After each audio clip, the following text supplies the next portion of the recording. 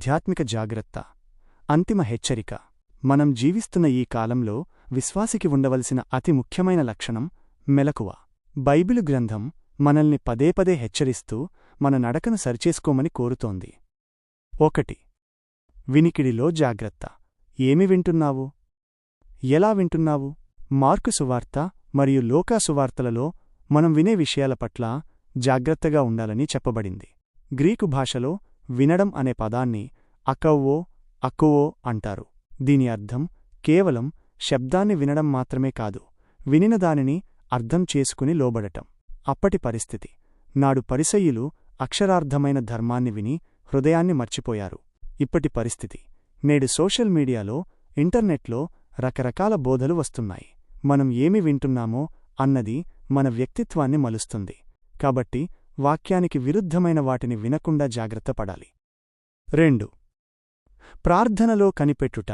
ఎట్లు కనిపెడుతున్నావు? మార్కు 13:33లో కనిపెట్టి ప్రార్థించుడి అని ఉంది.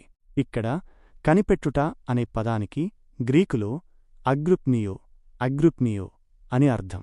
అంటే నిద్రను త్యజించి మెలకువగా ఉండటం. ప్రస్తుత అన్వయం. లోకపు ఆశలు, అలసట మనల్ని ఆధ్యాత్మిక నిద్రలోకి జారవిడవచ్చు. కాని అంత్యకాలంలో ఉన్న మనం ప్రభు రాకడ కొరకు సిద్ధంగా ఉంటూ మన ప్రార్థన జీవితాన్ని నిర్లక్ష్యం చేయకూడదు. 3.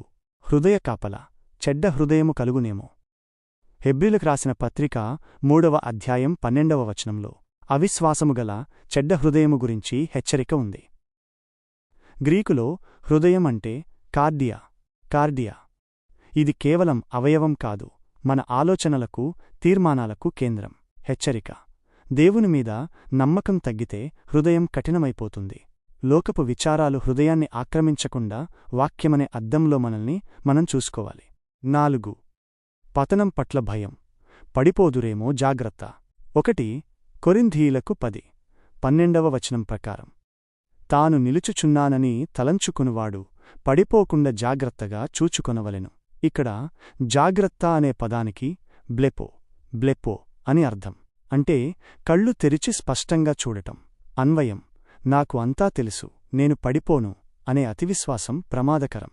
ఆధ్యాత్మిక గర్వం పతనానికి దారితీస్తుంది. ప్రతి నిమిషం దేవుని కృపమీద ఆధారపడటమే సురక్షితం. 5. లోబత్వము మరియు స్వయం పరిశీలన. లూకా 12:15లో లోబత్వము, దురాశ గురించి హెచ్చరిక ఉంది. గ్రీకులో దీనిని ప్లియోనెక్సియా అంటారు. అంటే ఇంకా కావాలి అనే తృప్తిలేని కోరిక. అలాగే తిమోతికి రాసిన పత్రికలో నీ విషయమై నీవు జాగ్రత్తగా ఉండుము అని పౌలంటాడు. సందేశం. లోక సంబంధమైన సంపాదనలో పడి ఆత్మను పోగొట్టుకోకూడదు. ఇతరులను విమర్శించే ముందు మనల్ని మనం సెల్ఫ్ ఎగ్జామినేషన్ సరిచేసుకోవాలి. ముగింపు.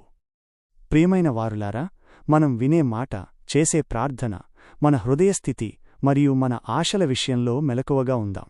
కాలం సంకుచితంగా ఉంది కాబట్టి వాక్యమనే వెలుగులో మనల్ని మనం దిద్దుకుంటూ ముందుకు సాగుదాం.